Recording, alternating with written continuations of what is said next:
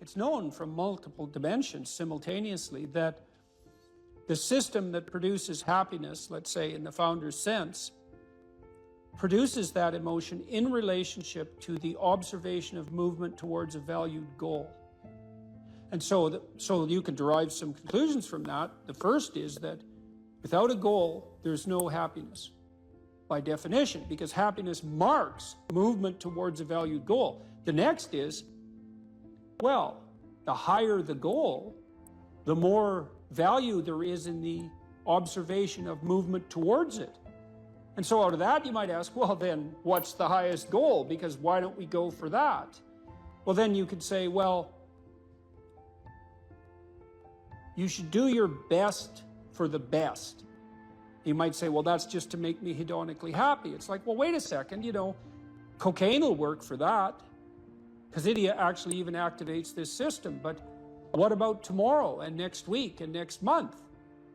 And so the problem with hedonism as a goal is, first of all, it vanishes when you're suffering. But even failing that, if you're serving yourself hedonically in the narrow sense, it's just about me and my pleasure. It's like, okay, which you? Today's you, tomorrow's you, next week's you, next month's you.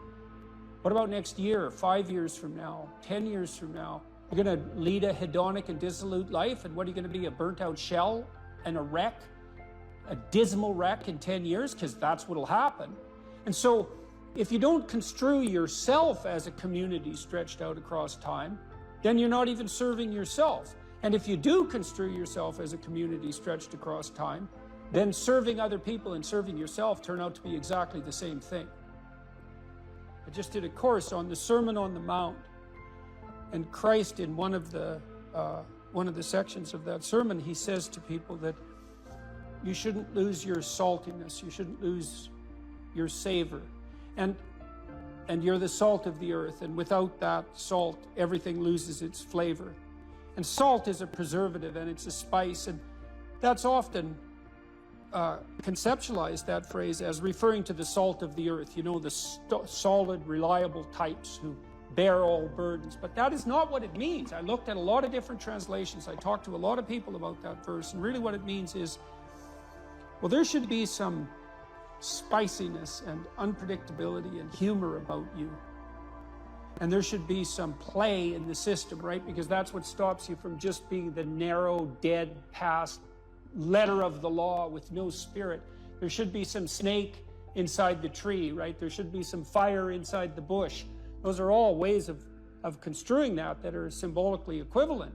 There should be some dynamism in you, and a fair bit of that's associated with, well, enthusiasm. That's fun, but enthusiasm means to be imbued with the Spirit of God. That's why people like comedians so much too, because that's what they do. And so you have to leaven the duty with humor, and your book does a lovely job of that too, because your book, which is a very conservative book in the best possible way, and is a call to duty and responsibility, but you constantly return to themes of both stoicism and humor, which are tied together in some sense. I was just in Newfoundland for the last week doing a documentary there, and Newfoundland's a rough rock, and it's beautiful and harsh, and the people there are tough and resilient, man, because they had to be. And Newfies have a great sense of humor, and they're always making fun, and that's a necessary leaven, right? That ability to deal with serious matters in a light touch, and it's something I'm trying to learn to do more and more, even in the most serious of conversations, because if you're a master, you've got both. You've got that light touch and that sense of humor. You really see that in military people who've been through rough situations.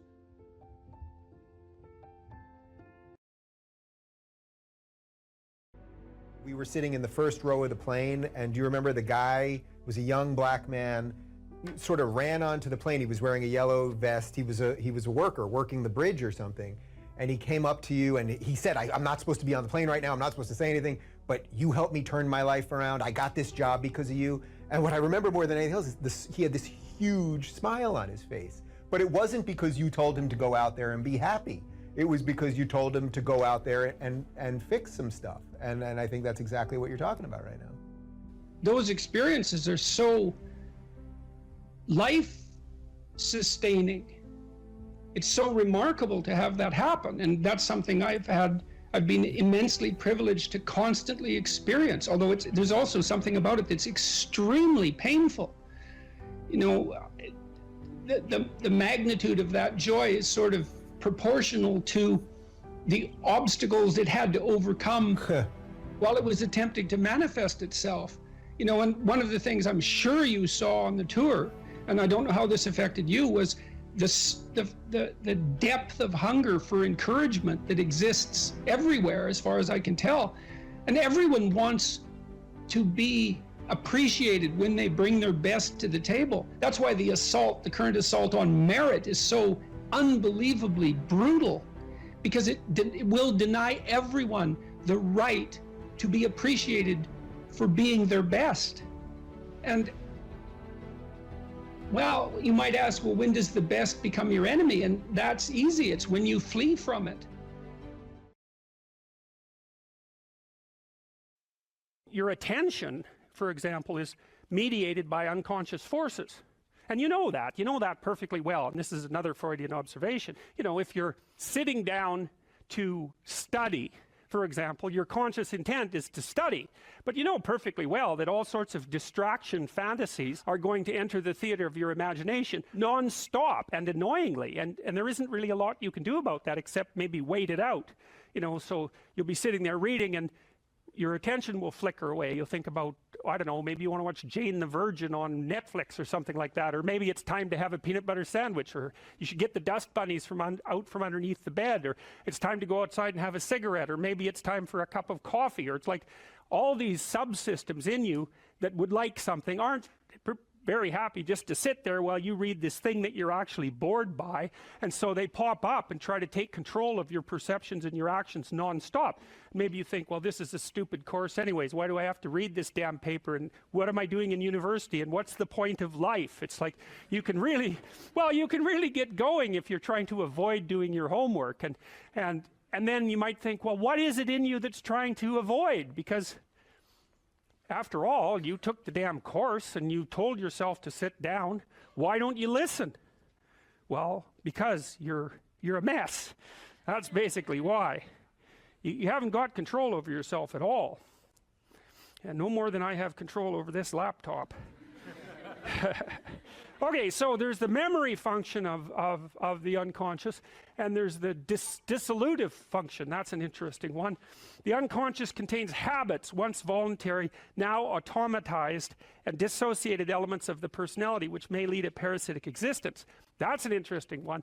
I would relate that more to procedural memory. You know, so what you've done is practice certain habits, whatever they might be, let's call them bad habits, and you like those things to get under control, but you can't. So maybe when you're speaking, for example, you use like and you know, and you say a lot, and you've practiced that, so you're really good at it, and you'd like to stop it, but you don't get to, because you've built that little machine right into your being, right? It's neurologically wired, and it's not under conscious control, and anything you practice becomes that. It becomes part of you, and that's another element of the unconscious, a different part. And then there's a creative part, which is that, well, you know, you're sitting around and maybe you're trying to write something, or maybe you want to produce a piece of art or a piece of music, or maybe you're just laying in bed dreaming, and you have all these weird ideas, and especially in dreams, it's like, where do those things come from? And even more strange, one of the things that's really weird about dreams, and almost impossibly weird, is that you're an observer in the dream. It's like a dream is something that happens to you. Well, you're dreaming it, theoretically, so how is it that you can be an observer? It's almost like you're watching a video game or a movie, but you're producing it, at least in principle, although the psychoanalysts would say, well, no, not exactly. Your ego isn't producing it, your unconscious is producing it. It's a different thing. It's a different thing. And of course, Jung would say, well, it's deeper than that. The collective unconscious might be producing it. It's in some sense, it isn't you exactly, or it isn't the you that you think of when you think of you. And that's the ego from the Freudian perspective, the you that you identify with. That's the ego. And outside of that is the unconscious. The id, that's more the place of impulses. And you could think about those as the biological subsystems that can derail your thinking, right? And that govern things like hunger and sex and aggression and your basic instincts is another way of putting it, and it's a reasonable way of thinking about it, because these are subsystems that you share with animals. You share them certainly with mammals, you share most of them with reptiles, you share a lot of them with amphibians, and even going all the way down to crustaceans there's commonality, for example in the dominance hierarchy circuits. And so these are very, very old things, and the idea that you're in control of them is, well, you're not exactly in control of them. And I would say the less integrated you are, the less you're in control of them, and the more they're in control of you. And that can get really out of hand, you know. You can be like with people who have obsessive compulsive disorder, for example, which seems to be, I would say, the dissolutive elements in some sense of the unconscious, the way that it's portrayed here. Poor people with obsessive compulsive disorder, they can spend half their time doing things that they can't really control, and they have very strong impulses to do them, and it's very hard on them to block them, you know. They'll almost panic if those things are blocked. And then you have people with Tourette's syndrome, you know, that they'll be doing all sorts of weird dances and spouting off obscenities and imitating people without being able to control it, and sometimes a little bit of antipsychotic medication can dampen that down, but it's as if there are these autonomous semi-spirits inside of them that grip control over their behavior and make them do things. And you know, you find that to some degree in your own life, because maybe you've become very attracted to someone, even maybe you don't want to be attracted to the person, and then you find yourself, you know, texting them when you know perfectly well that you should be going to bed, and you know, you're in a grip of something, and you can't control it, and that's all part of the unconscious and all part of what Freud was studying. People don't get what they want is because they don't actually figure out what it is. And the probability that you're going to get what would be good for you, let's say, which would even be better than what you want, right? Because, you know, you might be wrong about what you want easily, but maybe you could get what would really be good for you. Well, why don't you? Well, because you don't try. You don't think, okay, here's what I would like if I could have it. And I don't mean in a way that you manipulate the world to force it to deliver you goods for status or something like that. That isn't what I mean. I mean something like, imagine that you were taking care of yourself like you were someone you actually cared for. And then you thought, okay, I'm caring for this person. I would like things to go as well for them as possible. What would their life have to be like in order for that to be the case? Well, people don't do that. They don't sit down and think, all right, you know, let's figure it out. You've got a life. It's hard, obviously. It's like 3 years from now, you can have what you need. You got to be careful about it. You can't have everything. You can have what would be good for you, but you have to figure out what it is, and then you have to aim at it. Well, my experience with people has been if they figure out what it is that would be good for them, and then they aim at it, then they get it. And it's strange because they don't it's a strange thing. It's not quite that simple, because you know, you may formulate an idea about what would be good for you, and then you take 10 steps towards that, and you find out that your formulation was a bit off, and so you have to reformulate your goal. You know, so you're kind of going like this as you move towards the goal.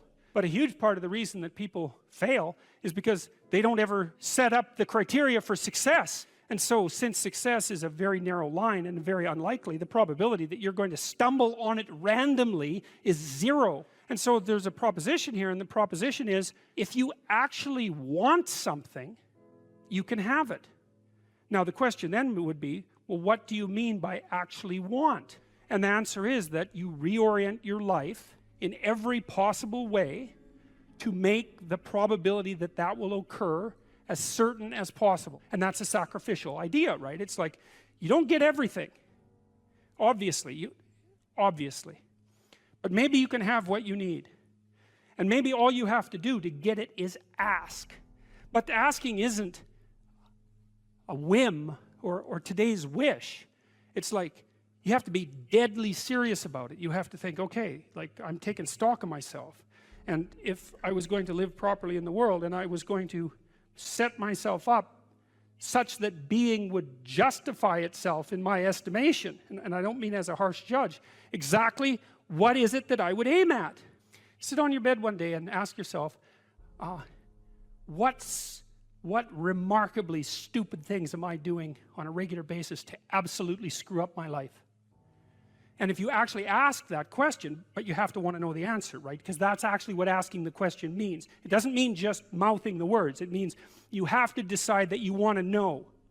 You'll figure that's out so fast it'll make your hair curl. That's Nietzsche's realization. He said, look, imagine that you live within a belief system, and then something arises to challenge the belief system. Not only does the belief system collapse, but something worse happens. Your belief in belief systems collapses. And that's the road to not. Now, it doesn't have to, because you can jump from one belief system to another. But sometimes that doesn't work, is that you do a meta-critique and you say, oh, I was living in this protective structure and it turned out to be flawed. Okay, one alternative is jump to another protective structure. Fine. Another alternative is protective structures themselves are not to be trusted. Bang, you're in chaos. How the hell are you going to get out of that? That's the pathway to nihilism. Well, you can work your way through that. That's difficult. Or you can do what Jung would regard as a soul-damaging move, and you can sacrifice your new knowledge and re-identify with something rigid and restricted, which is what I would say is happening to some degree with the people in Europe who are turning to a regressive nationalism as an alternative to the current state of chaos. It's like, I know that people need to identify with local groups. I understand that. But they risk the danger of making the state the ultimate God. And that's order, but that's not a good replacement for chaos. It's just another kind of catastrophe, right? Too much order, too much chaos. Both catastrophes. You want to stand in the middle somehow and mediate between the two. And that's where you have your real strength. Because then it isn't that you've discovered a safe place.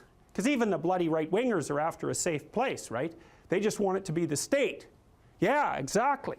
Well, there's no safe places. And the next issue is, do you really want a safe place? Is that what you want? You want to be so weak that you want to be protected from threat. What the hell kind of life is that? You're a paralyzed rabbit in a hole. That's no life for a human being. You should be confronting danger and the unknown and malevolence, because, and the reason for that too is, this is the weird paradox. And I believe this is the paradox, first of all, that was discovered in part by Buddha, but also laid forth very clearly in Christianity, which is that the solution to the problem of tragedy and malevolence is the willingness to face them. Now, who the hell would ever guess that? It's completely paradoxical. It's a completely paradoxical suggestion. Is that, well, why does it work? Well, because the more you confront the two of them, the more you grow. And maybe you can grow so that you're actually larger than the chaos and malevolence itself. And you think, well, what's the evidence for that? And that's easy. That's what people do. That is how we learn. Like every time you expose your child to something new, a playground, what are they exposed to? Chaos and malevolence. Now, there's more to it than that, obviously, because kids play and they promote each other and they form friendships and all of that. But in the playground itself, there is the complexity of the social structure and the malevolence of the bully. It's right there. And you throw your kid in there and you say, adapt, and they do. Okay, so they can do it at a small scale. It's not trivial. The playground's a complicated place. The kid can adapt. Well, how much can you scale that up? Can you scale that up to, from the chaos and order and malevolence of the playground to chaos and order and malevolence itself? Well, that's the question.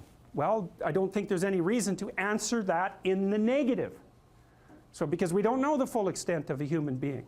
And it is the problem that's worked out. So, in the Buddha story, for example, what happens after, so Buddha's world collapses in the same way that Adam and Eve's world collapses. It's a consequence of repetitive exposure to mortality and death. What happens to Buddha is he realizes that the little protected city that his father made for him, the walled garden, it's exactly the same motif that's in this Adam and Eve story, it's fatally flawed. That kind of protection cannot exist, and he discovers that in pieces, right? Which is exactly what happens to children, is that they go out, they discover a limit, they run back. And the parents can help them with the limit. They run out, they discover a limit, they run back. But at some point they run out, they discover a limit, they run back, and the parents have nothing to say to them.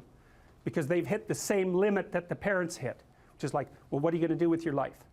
How are you going to operate in this archetypal universe? Well, your parents can only say, Well, they can say you identify with the proper archetypal figures. And they do that, they at least act that out for you, but at some point it's a problem that they cannot solve for you without making you weaker. That's the thing, you know. So it's an interesting thing that I've learned in therapy, because one of the things you have to learn as a therapist is how do you not take your client's problems home with you. It's a very common existential problem that beginning therapists face because they're afraid. It's like, well, you're dealing with people all the time who have serious problems. Sometimes it's mental illness, although less frequently than you'd think. And sometimes it's just that they're having a good catastrophe, right? Their parents have cancer or something like that, or their father has Alzheimer's and they're unemployed, or they have a drug problem, or they have a schizophrenic son, or like, these aren't mental illness problems, right? Those are just catastrophes. And so people are discussing those with you all the time. How do you avoid being crushed by that or avoid taking it home? And the answer to that is you don't steal the problem. That's the answer. It's like, you have some problems. If you come and talk to me, I'll help you figure out how to solve them. I will not tell you how to solve them. I won't steal your problems.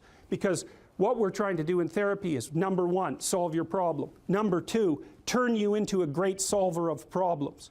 And the second one is way more important than the first one. And so you never solve someone's problem by removing from them the opportunity to solve their problem. That's theft. That's the Oedipal situation. That's the Oedipal situation. That's the overprotective mother. Now, father can play that role too. We're talking about archetypal representations. It's like, I'll protect you at the cost of your ability to protect yourself. No. Wrong. That's a sin. That's a good way of thinking about it. That is not what you do with people. Not with your children, not with your partner, not with yourself. You don't do that. That destroys people's adaptive competence. And it disarms them in the face of chaos and malevolence. And that's a terrible thing. You're going to send someone out unarmed in a world like that? It's a terrible thing to do. So, and if people aren't strong enough to manage it, then they get resentful. And then, you know, you get the downhill spiral that goes along with that. Okay, so the meta story is partly you have a map, but it's insufficient and things will come up to disrupt it, and sometimes the disruption is catastrophic. Everything falls apart. That's what happens to the Buddha, and that's what happens to Adam and Eve. And the rest of the biblical stories are actually an attempt to put that back together. Now, that's been assembled, as I said, it's been assembled over centuries, right? Okay, we've got the problem. The problem is the ever-present reality of the apocalyptic fall. That's the problem. And so you could say, well, what is that? It's the insufficiency of all potential conceptual schemes. Right. Your conceptual schemes are insufficient to deal with the complexity of the world. It's a permanent problem. So what do? You stop relying on your conceptual schemes. That's part of the answer. You start relying on instead on your ability to actively generate conceptual schemes in the face of chaos and malevolence. And so that makes you someone that identifies with your creative capacity, your creative, courageous capacity for articulation and action in the face of the unknown, rather than some formulaic approach to the territory. And the idea is that elevates your character to the point where you can withstand tragedy and malevolence without becoming corrupt. And that provides a permanent solution to the problem. Well, then you might say, cynically, what's your evidence that that's a permanent solution? And the answer to that is, well, the evidence isn't all in yet. First of all, because people only live that way partially. And so we haven't put the hypothesis to the full test. And second, we don't know what our limitations are. We have no idea what our limitations are. And they're both greater and lesser than we imagined. Because you have to ask yourself, like, if people stopped adding voluntarily to the misery of the world and devoted themselves to setting things straight, setting themselves straight and setting the things around them straight, what would happen? And the answer to that is, well, there'd be a hell of a lot less unnecessary misery in the world, so that might not be a bad place to start. But apart from that, there's very little that we can say. Could we overcome the catastrophe of mortality? Why not? You think that's beyond our capacity? Could we make the world a place where no one was suffering any more than necessary and still allow the world to exist? Well, possibly, because we don't know the limitations of our capacity. We're only running at 40%, if that, I would say. We don't make full use of all the people that are in the world. We don't have our situation set up so that the gifts that they could offer to everyone are fully realized. We haven't set the systems up for that yet, so we waste people like mad, and then we waste ourselves like mad. And so I would say this is something also that's one of the things that's really interesting about the Old Testament Jews. This is, I think, one of the reasons that their book has become so central, is because what happens in the Old Testament after the fall is that Israel produces a series of states, right? Rise of state and then a fall, and then a rise of another state and then a fall. So it's the same thing, except it's happening at a political level. The political state rises, it gets corrupt, it falls. It rises out of the ashes again, gets corrupt, and falls. I think that happens 6 times in the Old Testament. And one of the things that's very interesting is the reaction of the Jews. They always say, it was our fault. Instead of taking the Cain and Abel route, and I'm going to tell you the Cain and Abel story right away. Instead of taking the Cain and Abel route, they always say, if the state collapsed, it was because we did something wrong. That's very different than saying, you know, it's arbitrary fate. It's the nature of arbitrary fate, or the structure of reality, that we're doomed to collapse into chaos, and that's an indication of the corruption of being. Well, you can take that route if you want. It's the corruption of being. Well, good luck with that. So what are you going to do about that? That's easy. You'll start to work for the destruction of being. That's what you will do. The alternative is to say, this terrible thing happened and somehow it's my fault. Well, at least that opens you up the pathway to doing something about it, and maybe it's actually the case. Maybe terrible things happen because you're just not who you should be.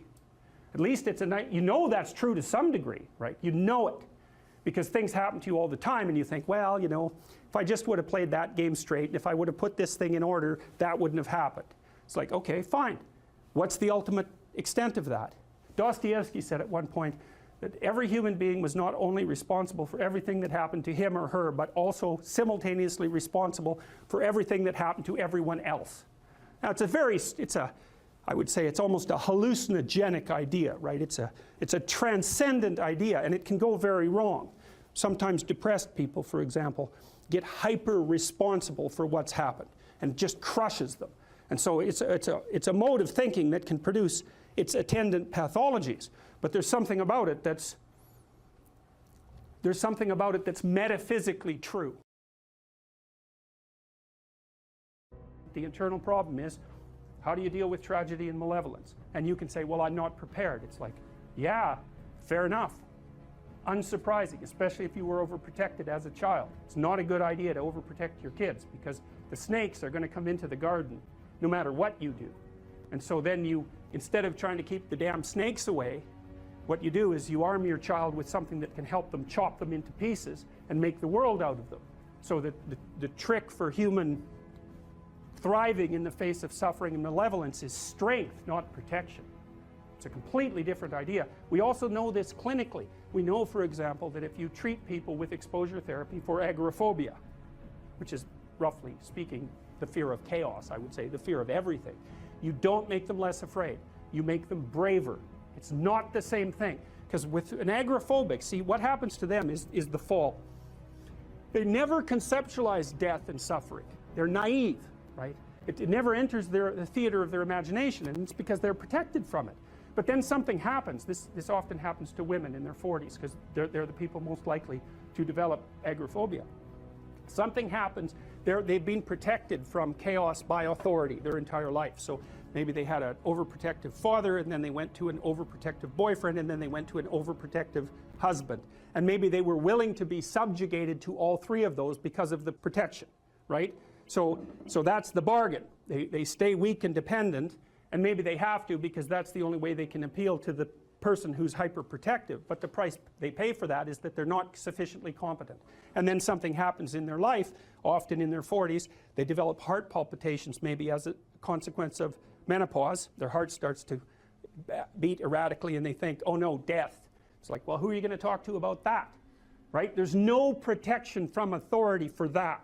Or maybe their friend gets divorced, or maybe their sister dies, or something like that. It brings up the specter of mortality, and maybe the specter of malevolence and mortality, and it brings it up in a way that authority, recourse to authority, cannot solve. And so then they have panic attacks. What happens? They go out, they get afraid, they feel their heart beating, then they get afraid of their heart beating because they think, oh no, I'm going to die, and they think, oh no, I'm going to die, and I'm going to make a fool of myself while I'm doing it and attract a lot of attention. So the two big fears come up, mortality and social judgment. And then they have a panic attack. It's like fight or flight's gone out of control. Very, very unpleasant. Then they start to avoid the places they've had a panic attack. Then they end up not being able to go anywhere. So then Tiamat has come back, right? A huge monster, a little victim. And so what do you do with them? Well, there's no saying, no, there's no Tiamat. That's done, right? Their naivety is over. They've had a direct contact with the threat of mortality and social judgment. They've met the terrible mother and they've met the terrible father. And there's no going back. There's no saying, oh, the world is safe. It's not safe. Not at all. It's not safe. The fact that you think it's safe means that you were living in an unconscious bubble that was sort of provided to you by your culture. It's a gift. And now that's been shattered. And so now what do? Well, the answer is you retreat until you're in your house and there's nowhere you can go. You're the ultimate frozen rabbit, right? And your life is hell because you can't function. The alternative is, let's take apart the things you're afraid of. Let's expose you to them, carefully and programmatically. And then you'll learn that you're actually tougher than you think. You never knew that. And maybe you didn't want to take on the responsibility because, people play a role in their own demise, so to speak. When you had opportunity to go out and explore or withdraw because you were afraid, you chose to withdraw because you were afraid. So it's not only that you were overprotected often, it's that you were willing to take advantage of the fact that you were overprotected and run back there whenever you had the opportunity. So maybe you're a kid in the playground, right, and you're having some trouble with other kids, and in the back of your mind, I should deal with this myself, but you go and tell your mom and get her to intervene. And you know that that's not right. You know that you're breaking the social contract, but it's easier, and so that's what you do. You run off to an authority figure and hide behind the Great Father, roughly speaking. Well, the problem with that is you don't learn how to do it yourself. So then you have to relearn it painfully when you're 40. So then you take people out. You say, well, what are you afraid of? Rank it from 1 to 10. So 10 is, we'll make a list of 10 things you're afraid of. The thing you're least afraid of, we'll call number 10. So we'll start with that. Okay, well, I'm afraid of elevators. Okay, well, let's look at a picture of an elevator. Let's have you imagine being in an elevator. Let's go out to an elevator and let you watch the terrible jaws of death open, because that's how you're responding to it symbolically, right? And you're going to do that at the closest proximity you can manage. You find out, you go do that, it works. You're nervous as hell, especially from an anticipatory perspective. Shaking. You go out, you stop, you watch it happen, and you actually calm down. You do that 10 times and it no longer bothers you. Well, what you've learned that you didn't die, but more importantly than that, you've learned that you could withstand the threat of death. That's what you've learned. And then you move a little closer, and then you move a little closer, and then you move a little closer, and finally you're back in what's no longer the elevator from a symbolic perspective. It's a tomb, right? It's a place of enclosure and isolation. And you learn, turns out I can withstand that. And then you're much more together, much more confident. And that's often one of the things that often happens in situations like that. I've seen this multiple times, is that if you run someone through an exposure training process like that and toughen them up, they'll often start standing up to people around them in a way they never did before, because they wouldn't stand up for themselves before because they weren't willing to undermine the protection. See, if you're protecting me, I can't bother you because I can't afford to forsake your protection. So if I'm going to play that game, I'm going to hide behind you, then I can't challenge you. So that's no good, because that's sometimes why people, you see this with guys very frequently, they're still deathly afraid of their father's judgment when they're in their 30s or 40s. It's like, well, why? No, because they still want to believe that there's someone out there that knows. And so they're willing to accept the subjugation because it doesn't force them to challenge the idea that there's someone out there that knows. Because that's the advantage of having your father as a judge, right? Because he knows. Well, what if he doesn't? What if no one knows any better than you? Well, that's a rough thing. You don't, until you realize that, you're not an adult, right? That's really technically the point of realization of adulthood, is that no one actually knows what you should do more than you do. I mean, it's a horrible realization, because what the hell do you know? It's a terrible realization, and people will often pick slavery, permanent slavery, to the spirit of the Great Father, let's say, over that realization, and it's completely understandable. But the problem with it is that there's more to you than you think, and so if you continue to hide behind that figure, then you never have a chance to understand that there's more to you than you think, far more to you than you think. Maybe there's enough to you so that you can actually withstand the threat of mortality without collapsing. Maybe even withstand the threat of malevolence without collapsing. Who knows? It's certainly possible. And it's not an abstract question. It's exactly the sort of question that you address in the psychotherapeutic process. It's always the question that you address. And the answer is often in the affirmative, because people can get unbelievably tough.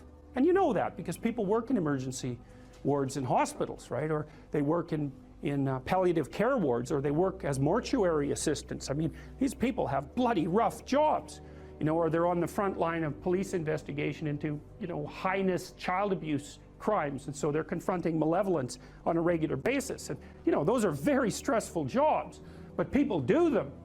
And some people do them without even being damaged by them, although that's a harder thing, because you can see horrible things, you know, things you'll never forget.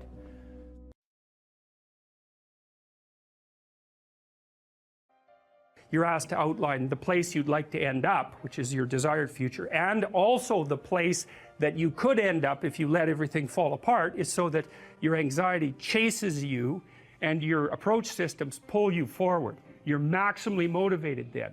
And it's important, because otherwise you can be afraid of pursuing the things that you want to pursue, right? And that's very common. And so then the fear inhibits you as the promise pulls you forward, but it makes you weak because you're afraid. You want to get your fear behind you, pushing you. And so what you want to be is more afraid of not pursuing your goals than you are of pursuing them. Putting yourself in a challenging mind frame is much easier on you psychophysiologically, because you don't go into the generalized stress response to the same degree. And you're activating your exploratory and seeking systems, which are dopaminergically mediated and that involve positive emotion. So if you can face something voluntarily rather than having it chase you, it's way better for you psychophysiologically. So that's partly why, well, it's worthwhile to go find the dragon in its lair instead of waiting for it to come and eat you. So, and especially when you also add the idea that if you go find the dragon in its lair, you might find it when it's a baby instead of a full-fledged bloody monster that is definitely going to take you down. Don't avoid small problems that you know are there. Face them, because they'll grow into big problems all by themselves. And you can think about, imagine the tax department sends you a notification. You owe them like $300. Well, it's you know, that's annoying. Maybe you don't even want to open the letter. Or maybe if you do, you just put it on the shelf. But that damn thing doesn't just sit there like a piece of paper on the shelf, right? You ignore that for 5 or 6 years, it's going to become attached to all sorts of horrible things. And if you ignore it long enough, you get the idea. It's going to turn into something that is completely unlike the little piece of paper that it's written on. And many, many problems in life are like that. You'll see that they pop their ugly little head up, and you know, and you might want to turn away. You might not want to think about it, which is the easiest way of turning away, right? You just don't attend to it. You know, if you could have your life the way you wanted it in 3 to 5 years, if you were taking care of yourself properly, you know, what would you want from your friendships? What would you want from your intimate relationship? How would you like to structure your family? What do you want for your career? Well, how are you going to use your time outside of your job? And how are you going to regulate your mental and physical health, and maybe also your drug and alcohol use? Because that's a good place to auger down, you know, because alcoholism, for example, wipes out, you know, 5 to 10% of people. So you want to keep that under control. And then, so maybe you develop a vision of what you would like your life to be, and that associates the goal. Well, once the goal is established, and then you break down the goal into micro processes that you can implement, the micro processes become rewarding in relation to their causal association with the goal, and that tangles in your incentive reward system, and that's the thing that keeps you moving forward. And the way it works is that it works better if it produces positive emotion when it can see you moving towards a valued goal. Okay, well, what's the implication of that? Better have a valued goal, because otherwise you can't get any positive motivation working out. And so the more valuable the goal, in principle, the more the micro processes associated with that goal start to take on a positive charge. And so what that means is, well, you get up in the morning and you're excited about the day, you're ready to go. And so as far as I can tell, what you do is you specify your long-term ideal. Maybe you also specify a place you want to stay the hell away from, so that you're terrified to fail as well as excited about succeeding, because that's also useful. You specify your goal.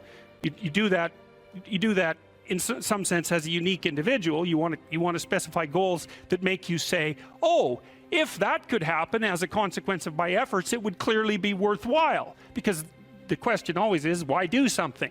Because doing nothing is easy. You just sit there and you don't do anything. That's real easy. The question is, why would you ever do anything? And the answer to that has to be because you've determined by some means that it's worthwhile. Number one, specify your damn goals, because how are you going to hit something if you don't know what it is? That isn't going to happen. And often people won't specify their goals too, because they don't like to specify conditions for failure. So if you keep yourself all vague and foggy, which is real easy, because that's just a matter of not doing as well, then you don't know when you fail. And people might say, well, I really don't want to know when I fail, because that's painful. So I'll keep myself blind about when I fail. That's fine, except you'll fail all the time then. You just won't know it until you've failed so badly that you're done.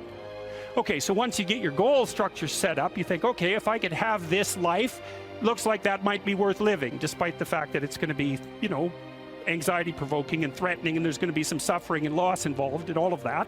Obviously, the goal is to have a vision for your life such that, all things considered, that justifies your effort. Okay, so then what do? Well, then you turn down to the micro routines. It's like, okay, well, this is what I'm aiming for. How does that instantiate itself day to day, week to week, month to month? And that's where something like a schedule can be unbelievably useful. Google Calendar. It's like, make a damn schedule and stick to it. Okay, so what's the rule with the schedule?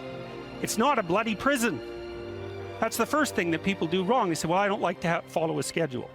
It's like, well, what kind of schedule are you setting up? Well, I have to do this, then I have to do this, then I have to do this, you know, and then I just go play video games, because who wants to do all these things that I have to do? It's like, wrong.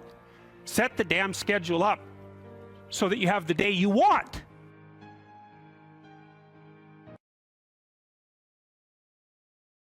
What happens to you as you stroll merrily on your way through life? Well, what happens is that as you're moving from point A to point B, you encounter things. And people think that what they encounter are objects, but that's not the case. First of all, most of the things that you encounter, many of the things, are actually other people, and they're not objects. They're too damn complex.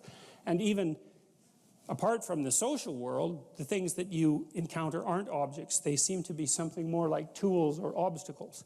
And I don't mean that we see objects and turn them into tools or obstacles. I mean that we see tools and obstacles, because what happens is that when you array yourself towards a goal, then the world transforms itself into things that get in the way of that goal, and three things. Things that get in the way of the goal, those are things you don't like.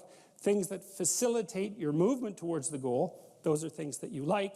And irrelevant things. And mostly you want irrelevant things, because there's just too damn many things. So the category of irrelevant is one you really like. So most of everything is irrelevant if you have a good plan. A few things are good because they move you forward, and some other things are not so good. You want to go around the not so good things if you can manage them, unless you like to run head forth into like brick walls, which is not particularly, it's a learning experience, but I wouldn't repeat it too many times. You want the world to array itself as a set of, we could say, tools. Now, what happens is that you have this perceptual system that's mediated by dopamine. It's the same system that cocaine activates, or methamphetamine, or the drugs that people really like to take. And it's the dopaminergic system that responds with positive emotion to indications that you've encountered something that will facilitate your movement towards a goal. And that's really important to know, because people tend to think that they're happy because they achieve goals, and that's not true. What's true, because as soon as you achieve a goal, then you have a problem, which is, what's the next goal? And that's actually a big problem. You encounter that as soon as you graduate from university, for example. That's right. I made this joke before. Graduation day, you're like king of the university hierarchy, undergraduate hierarchy. Day after, you're unemployed potential Starbucks employee. Right, so it's like, so obviously the accomplishment per se as a source of reward is problematic, because when you accomplish, you run the frame to its end, and then you have the problem of needing a new frame. So that's a problem. But if what you're encountering instead are things that will move you along your way, it's like, hey, that's great, and that's where you get your positive motivation. And so that's really thinking, that's so much worth thinking about. You can think about that for a year, and that wouldn't even be enough to think about it, because here's what it means. It means, in some sense, that the Buddhists are right with their claim about Maya, M-A-Y-A, which means that people live in an illusion. And what they mean by that is, well, you have goal, whatever your goal is, and that goal gives relevance to the world. And you could change the relevance of the world in a snap, just by changing your goal. You can do that. And so then you think, well, it's sort of an illusion, because you can just change it. Now, you don't want to push that line of argumentation too far, because even if the specific point can be changed, the fact that you're in one of these frames cannot be changed. And so you have to be in a frame, although you get to pick the frame. So there's still an absolute there, which is that you have to be in a frame, and that is not a trivial absolute. It's a very major absolute. So then you think, okay, all of your positive emotion is going to be experienced in relationship to the goal. Well, then we think, well, you could use some positive emotion. It's a good thing. Positive emotion inhibits anxiety and disappointment and frustration and pain. It does all that. Technically, it does that. That's why a football player with a broken thumb who wants to score a touchdown can go out there and, you know, play the football game, even though it's a kind of an arbitrary goal, right? It's like, really, you're going to go out there and, like, risk your hand to fire a pigskin through some poles? It's like, well, you can say the same sort of cynical thing about most of the things that people do, but you can't say the cynical thing about the fact that they have to do things. So you have a point, you have your aim, you have your ambition, and then that's what turns the world into a potentially positive place. And here's the kicker. This is so cool. The higher the aim, the more the positive emotion. So that's you think, well, why should I bother? You know, why should I bother doing something lofty and difficult? It's like, because it's worth it. That's why. Because the alternative is stupid suffering. Because really, because what happens is, like, you don't need a framework in order to suffer. You can just lay there day after day and suffer, right? That's easy. So that's the default condition.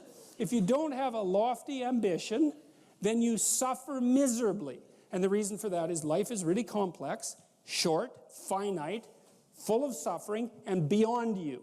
And so you can just lay there and think about that, and it's horrible. And so that's not helpful. It's just not useful. And so, you know, people often say life is meaningless. It's like, no, it's not. That's wrong. Because if it was meaningless, that'd be easy. You could just sit there and do nothing, and it wouldn't matter, right? It'd be like you were like a lobotomized sheep. It's just irrelevant. But that isn't what happens. When people say that life has no meaning, that isn't what they mean. What they mean is, I'm suffering stupidly and intensely, and I don't know what to do about it. Well, the suffering is meaningful. It's just not the kind of meaning you want. So how do you get out of that? You adopt, you note the baseline of suffering, which is very, very, very, very high. And then you say to yourself, okay, I need to do something that justifies that. And that's not so easy, because the baseline for suffering is high. If you're going to make something of yourself, let's say, so that it's worthwhile to exist in the world, then you have to aim at something that's so well structured that you can say, yeah, earthquakes, cancer, death of my family, dissolution of my goals, ultimate futility of life, and the heat death of the universe. Hey, it doesn't matter, it's worth it. Don't underestimate the power of truth. There's nothing more powerful. Now, in order to speak what you might regard as the truth, you have to let go of the outcome. You have to think, all right, I'm going to say what I think, stupid as I am, biased as I am, ignorant as I am. I'm going to state what I think as clearly as I can, and I'm going to live with the consequences no matter what they are. that's an element of faith. The idea is that nothing brings a better world into being than the stated truth. Now, you might have to pay a price for that, but that's fine. You're going to pay a price for every bloody thing you do and everything you don't do. You don't get to choose to not pay a price. You get to choose which poison you're going to take. That's it. So if you're going to stand up for something, stand up for your truth. It'll shape you, because people will respond and object and tell you why you're a fool and a biased moron and why you're ignorant. And then if you listen to them, you'll be just that much less like that the next time you say something. And if you do that for 5 years, you'll be so damn tough and articulate and able to communicate and withstand pressure that you won't even recognize yourself. And then you'll be a force to contend with. It is not safe to speak. And it never will be. But the thing you've got to keep in mind is that it's even less safe not to speak, right? It's a balance of risks. It's like you want to pay the price for being who you are and stating your mode of being in the world, or do you want to pay the price for being a bloody serf, one that's enslaved him or herself? Well, that's a major price, man. That thing unfolds over decades, and you'll just be a miserable worm at the end of about 20 years of that, right? No self-respect, no power, no ability to voice your opinions, nothing left but resentment because everyone's against you, because of course you've never stood up for yourself. It's like, say what you think carefully, pay attention to your words. The price is, it's a price you want to pay if you are willing to believe that truth is the cornerstone of society. And in the most real sense, if you're willing to take that leap, then tell the truth and see what happens. And nothing better could possibly happen to you. There'll be ups and downs, and there'll be pushback, and there'll be controversy and all of that, but it doesn't matter. It's like, wake up, tell the truth, or at least don't lie. If that's a start, you know 1,000 people. You're going to know more than that over the course of your life, but let's say 1,000 for the sake of argument for now. They know 1,000 people. That means that you're one person away from 1,000,000 people and 2 persons away from 1,000,000,000 people. And you're the center of that network. And now the way networks work is that information propagates in a network manner. So don't underestimate the power of your speech. So that people have an inchoate longing to have the sort of thing that we're talking about articulated. And so don't be thinking you're alone. It's just that people can't talk, they're afraid to talk, or they don't know what to say. And those are real problems. So if you're reasonably articulate, like, start talking and sharpen yourself up. I mean, the enemy is a cloud. They're a cloud of gnats. They're only courageous in groups. They're only courageous in mobs. If you stand your ground and don't apologize and articulate things properly, they'll disperse around you like they're not even there.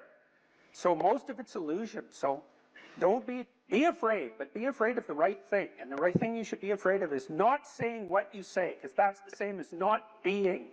And here you are, suffering away. You might as well be at the same time. At least then there's something to you.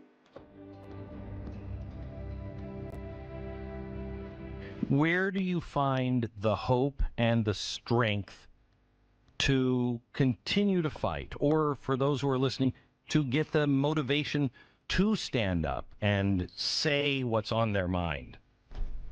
Well, people have to have a dialogue with their own conscience.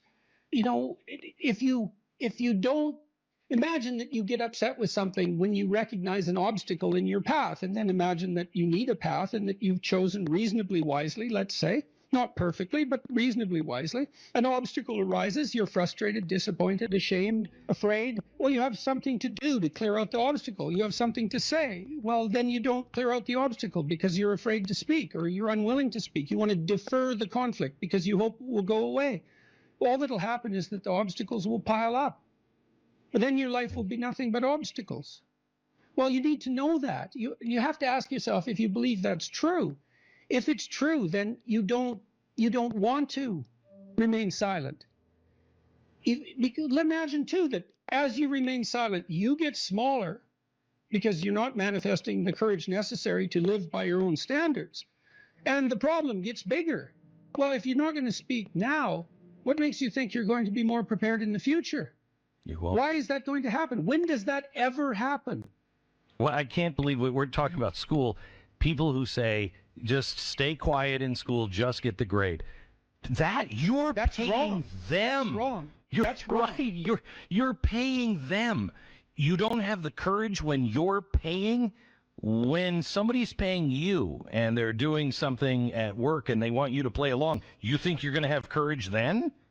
I mean, you've got to face it I tell as my it students happens. all the time to never, never write something they didn't believe to be true. And I know this as a psychologist too. You know, you might think I can get away with writing out something I don't believe for the grade and all, but there are studies of this sort of phenomenon. So imagine you have a viewpoint, and I measure that with a political attitudes questionnaire.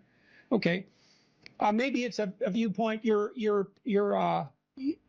What do we take? You're anti-immigration, just for the sake of argument.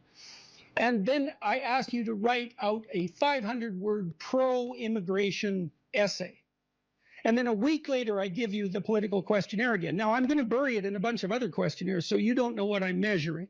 Okay, your belief has tilted way towards the argument that you've made, even though you don't know it. So, and it's because most of your beliefs are actually rather shallow in terms of their explicit formulation. You think you believe something, but it's pretty shallow. It's just an assumption. Now, you might act on it and all of that, but it's not well differentiated and articulated. Now, if you take one of your assumptions and you write a counterexample, you're going to articulate that. Well, then that's going to move you. And so if you think that you can write an essay that you don't believe and you'll remain unscathed by that, well, you're wrong. You won't. And if you do it 20 times, you will turn into what you wrote. That's what will happen. And it's an absolute sin in my estimation. I mean that specifically for anyone who attends university to write what they do not believe to be true. It's certainly a sin for anyone to encourage them to do that. Now, you can do that as an exercise. You can ask people to delineate out an argument that runs contrary to their viewpoint. That can be part of the reasonable process of learning. Correct. That is not the same thing as doing it for deceptive purposes to manipulate your professor because you're too cowardly to formulate your arguments properly. I talked to two of Canada's most outstanding people in the last 2 weeks, Conrad Black, who ran a huge newspaper empire, and Rex Murphy, who's probably Canada's best known journalist personality, because he's both. He's a great journalist, but he's a personality as well. And they remembered their university education. Jocko Willink as well. He's not a Canadian, but he had the same kind of memory. They talked about their education in the humanities, mostly concentrating on English literature, and described it with tremendous fondness as a turning point in their life, as an opening up of the world of knowledge to their youthful eyes, right? Very, very fondly. Contrasted that with Yeonmi Park, who is an escapee from North Korea, very brave woman who was then enslaved in China, had a life that was just sheer hell, and spent a good part of the interview telling me how much better her life was than the lives of many people she knew. She wrote a book called In Order to Live, but the book stopped at the year 2015. So I asked her what she did. She went to Columbia, took a humanities degree, which was a dream of hers. After finishing her entire education in 1 year, her education prior to university. Cow. Right, exactly. Then she went to a South Korean university for 3 years. They're hard to get into. And then she went to Columbia. I said, what was it like going to Columbia? Taking a humanities degree from this escapee from totalitarianism who was once enslaved, got to go to one of America's august institutions and be trained in the humanities. Someone who'd been exposed to George Orwell and who was motivated to write because she read Animal Farm, understood the power of literature. She said it was a complete waste of time and money and that she was afraid to say anything. Wow. Yeah, wow. It's a hell of a thing to hear when you're a university professor.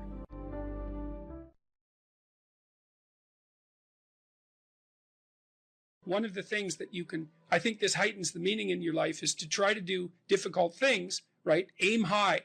Don't aim so damn high you can't manage it, and make sure you break down your aims into reasonably attainable sub-goals, but you want to aim high, and then you want to see how hyper-efficient you can get.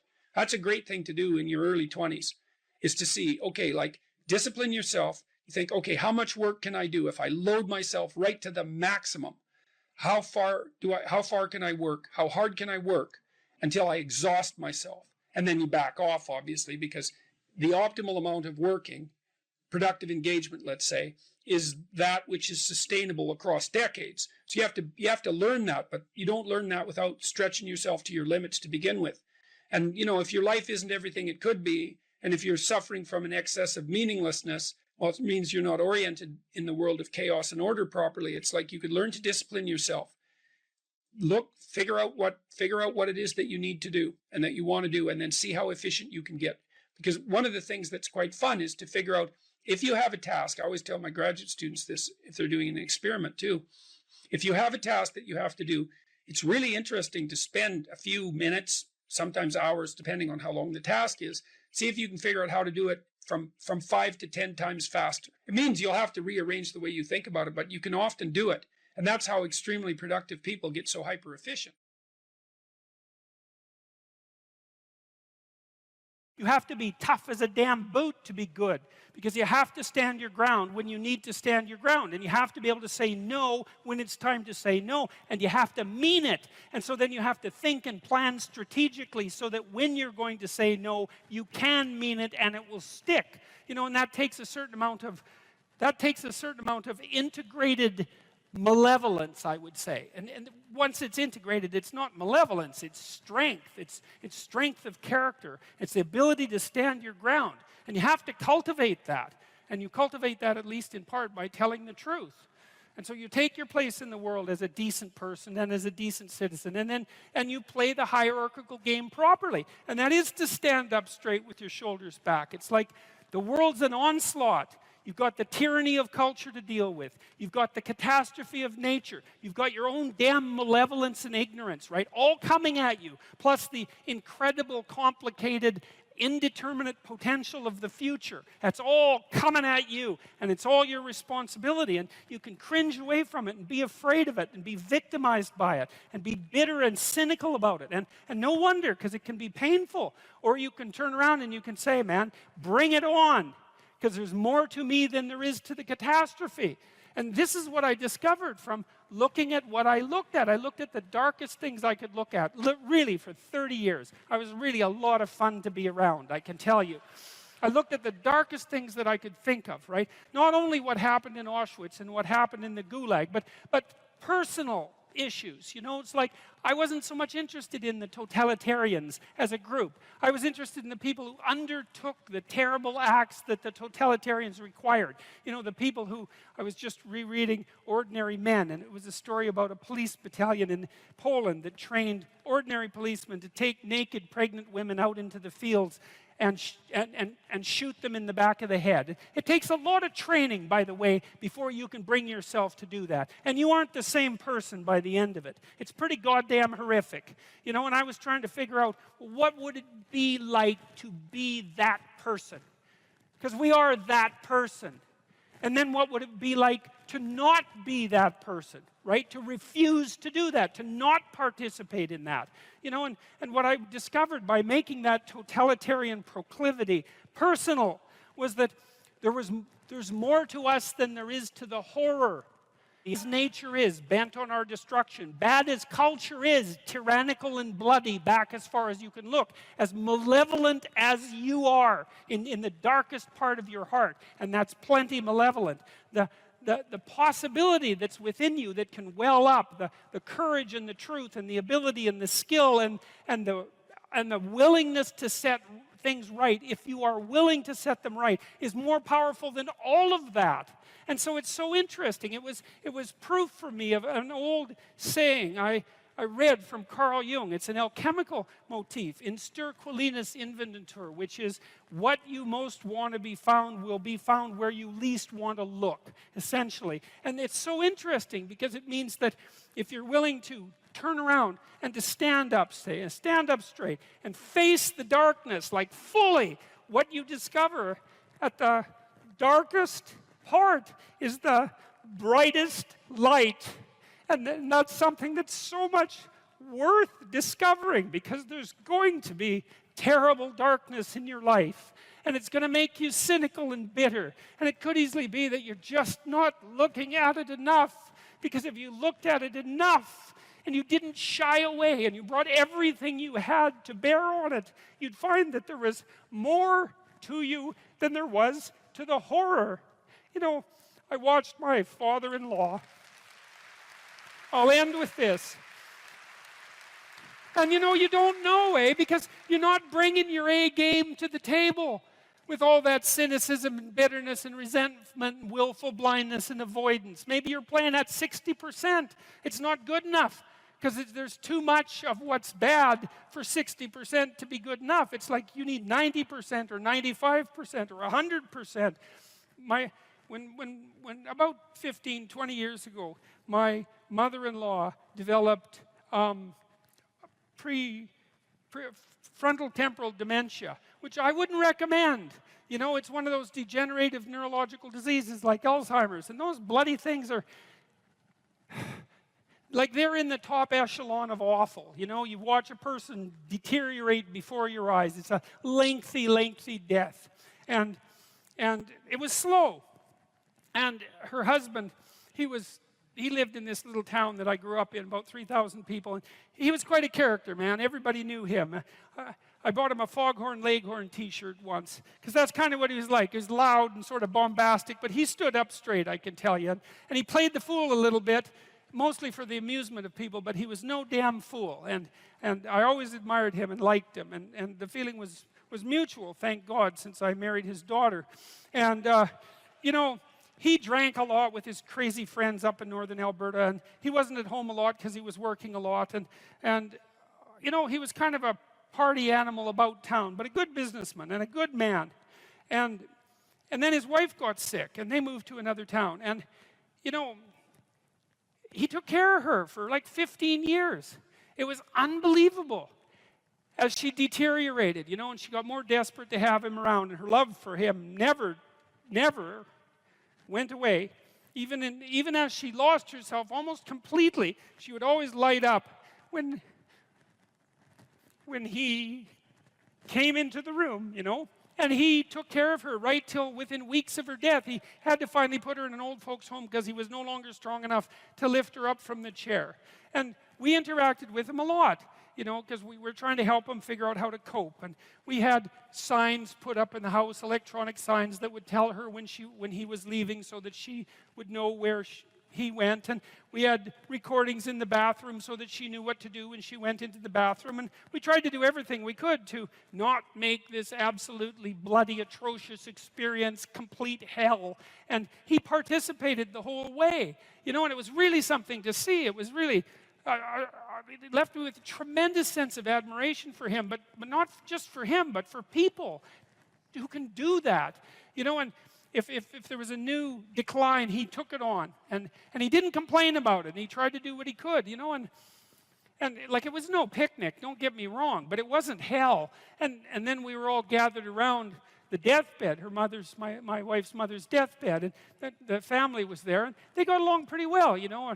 Her sister's a palliative care nurse, and the other one's a pharmacist, and none of them are particularly afraid of illness and death. You know, they're a pretty tough group. And so, you know, they made sure their mother's lips were wet while she was no longer eating or drinking, and tried to make her comfortable. And they're around the deathbed, and they were kind of getting along, you know. It wasn't family feud at mother's death time, and that was kind of nice.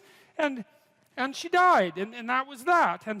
But it wasn't just that, because the fact that the family had coped with it well and nobly and honorably, I would say, brought them together. They were closer afterwards than they were before. And they all had more respect for their father. And then in the old folks' home, he met another woman who had a husband there who had Alzheimer's, and they got to know each other, you know, and he died after a while, and she died after a while, and then a few months later they started going out, and then eventually they had a relationship, and now they live together. And so he gained something. Like, it wasn't that he replaced what he lost, you know what I mean? Because he still has pictures of his wife up in his house, and she was the love of his life, and that's not going away. But, you know, his family respected him more, and everybody pulled together more, and it wasn't hell at the deathbed, it was just tragedy, and the family pulled together more. And that was a good example of how you can extract at least a certain amount of light out of what's dark, even at a personal level.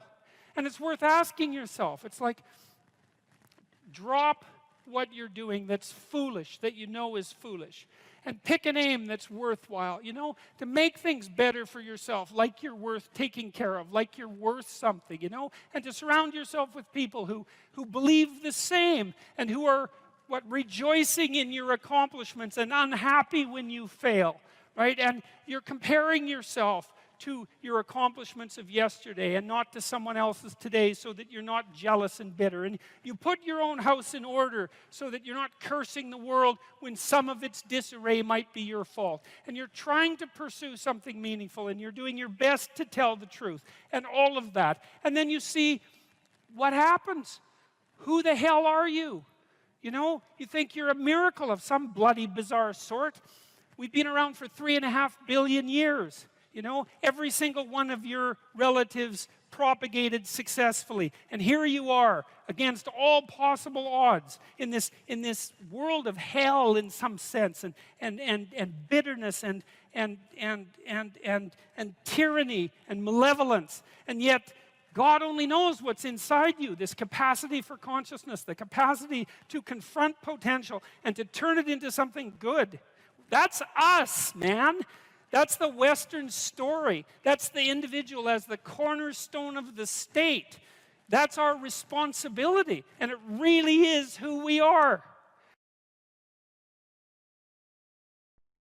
What has been your experience with dealing with these men who have these nice guy tendencies, who can't stand up for themselves, who their moms raised them to be this type of anti-man? Yeah, well, sometimes that can also be temperamental, right? Because if a man happens to be high in agreeableness, this is also true of women. They're much more conflict averse, and they're nicer in their temperament. So if you get an agreeable boy, let's say, who also has a doting mother, then you might have that problem. There's other ways of having that problem, but that's one way. Well, when I saw people like that in therapy, they were often resentful and angry and passive aggressive, and getting in their own way, often to spite, you know, whoever was doting on them, let's say. And so the first thing I would do is listen to why they were there, and then start to unpack that anger, and then start to work with the individual to figure out how to voice that. You know, you have to separate out what's old history and useless, and what's just narcissism and infantilism from genuine concerns. But if you listen to people, they will sort that out for themselves. That's one of the cool things about being a therapist, is if you listen, that happens more or less by itself. And then as a behavioral psychologist, you know, maybe someone like that would need a raise, but would be afraid to ask their boss. Well, we just practice that. It's like, okay, well, first of all, why should your boss give you a raise? Like, there might be good reasons. He doesn't want to lose you because you're a good worker. Well, are you a good worker? And if you weren't, well, we'd solve that problem. Put yourself in a position where you deserve the raise. Okay, well, now you're too timid or you're too unskilled, because you have to differentiate those two things too, because some people who can't stand up for themselves actually don't know how, whereas others are afraid, and some are both. And so you have to figure out, so some of it's skill training. Well, how do you actually ask your boss for a raise?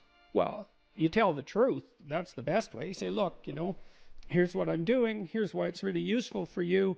It looks like I'm somewhat underpaid in this role. That's demotivating me, possibly. I also have other options. I think I need, you know, 15% more, and I'm interested in moving up, and here's what I'll do for you if you do that. And so, you know, think about it. And then if your boss doesn't do that, and all that's true, well, then you should be assertive enough to find another job. Or maybe you look for another job before you even ask for the raise. Put your CV together, right? Update it so you're not afraid to look for another job. All this is strategic thinking. That was another thing that was really fun about clinical work. Most of my clients, they doubled or tripled their salaries within 3 or 4 years. Oh, you know, wow. They worked at it. This wasn't nothing. This was major league strategic planning. And that was true for women and men, you know, so, and that's very fun to watch that happen. Think clearly about it, right? And get your act together, you know, and you got to see what's getting in your way. So maybe you're afraid to ask your boss for a raise Because if he says no, you'd have to look for a job, and you don't have your resume or CV updated, and the reason you don't have it updated is because you're embarrassed about the lacks in it, and you don't want to face the lacks because then you'd have to see how you didn't get educated properly because you were useless, and you'd have to take steps to rectify that, and like it's a real mess down there, right? Yeah. The reasons you're not asking. So we'd lay that all out and then say, well, you're embarrassed about your resume. Well, update it and let's take a look at it. Okay, well, here's some holes and they're not good. What could you do to fix those? And then you break it down into small steps, right? Implementable steps. That's very practical. So that's a good thing to know. If you have your sights set on a goal, you'll move towards it if you break the steps down small enough so that even someone as useless as you will do it. And that also requires a fair bit of humility, because what you might find, especially if you're avoiding something, is that the step you are actually willing to take is so small that you're embarrassed to admit it to yourself, so you won't take any steps at all. Well, that's completely counterproductive. And the reason that's not proper thinking, let's say, or productive thinking, is that while small steps get bigger real fast, and it doesn't matter where you start. If you're doubling your utility every few weeks, who cares where you start? It starts to take off real quick. So you don't want to be embarrassed. You don't want to be so embarrassed by where you are that it stops you from becoming who you could be. And that's tough. It can be that's real tough. I'm not making light of that. I see exactly why people avoid, but it's not a good solution.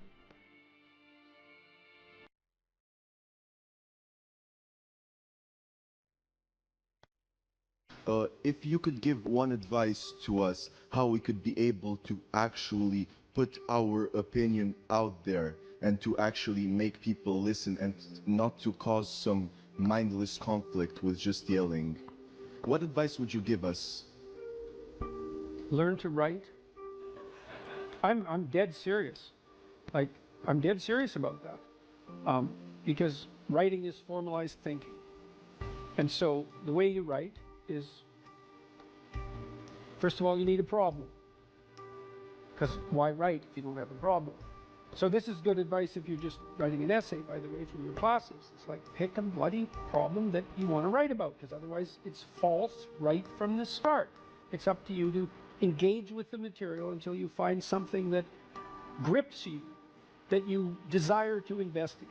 Okay, so you need a problem. Well, the next thing you need to do is, well, you need to have something to say about the problem. So, reading. Reading is really good for that. Read as much as you can. Get your hands on that addresses the problem. Okay, so now you know a bunch of things, or at least provisionally know them. You at least have access to them. Well, now you start sorting through it. It's like, okay, well, maybe I need to summarize what I've learned, and then I need to iron out the contradictions between what I've learned, and I need to elegantly formulate that, and I need to get my word choice right, and my phrase choice right, and my sentence choice right, and I need to organize the sentences into proper paragraphs, and the paragraphs into proper sequence, so that I have a coherent argument. And at the same time, what you're doing is you're integrating your own personality at the highest and most abstract level of organization, and you're sharpening your tools, and you're putting yourself straight, because you're learning to think. You learn to do that by writing. And so I would say, pick some hard problems and learn to write very, very carefully. And when I say pay attention to the word, I mean that. Pick the right words, organize them into the right phrases, get your sentences straight. Like when I wrote my first book, Maps of Meaning, I believe I wrote every sentence in that book 50 times.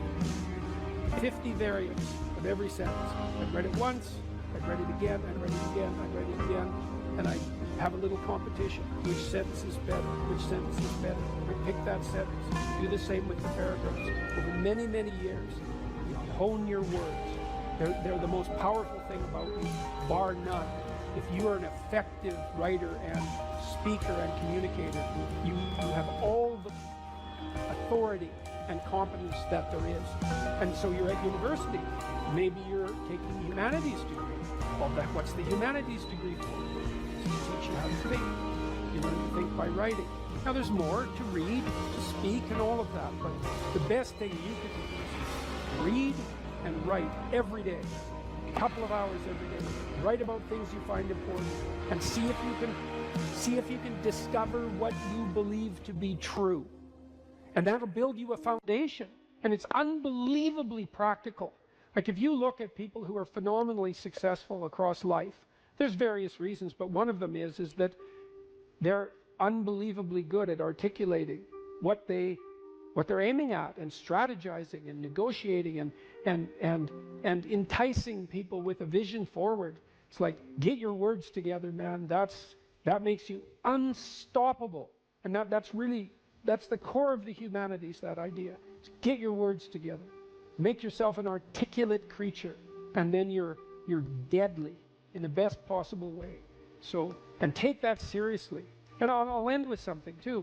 You students, you might think in your more cynical moments that you have to offer your professors what they want and gerrymander the content of your language to suit their predilections, or what you consider to be their predilections. First of all, it's a very small minority of professors who are corrupt enough to punish you for producing a high-quality essay that they don't agree with.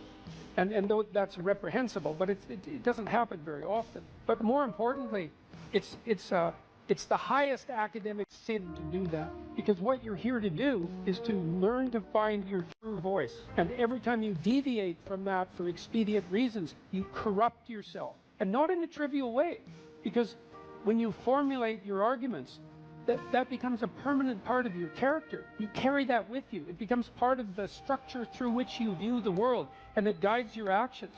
And so you hold your words pristine, and you work in a dedicated way to become as articulate and clear as you can possibly become. And there's nothing that's more practical and noble than that at the same time. That's why the humanities are so valuable. You think, well, what good is a humanities degree? It's like, well, you come out of here able to speak and think and write, no matter where you go, like you're headed for the pinnacle, and hopefully in a way that's positive for everyone.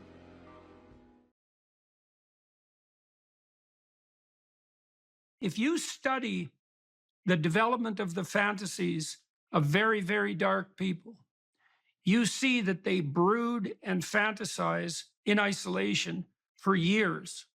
And the fantasies get darker and darker and darker. So they're bitter and resentful to begin with.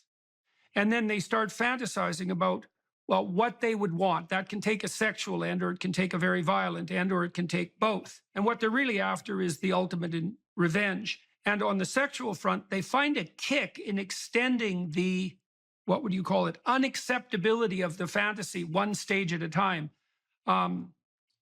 The famous and extremely attractive sexual serial killer, what was his name? There's a famous photograph of him like this, very attractive man. Do you remember his name? Ted Bundy. Anybody? Ted Bundy.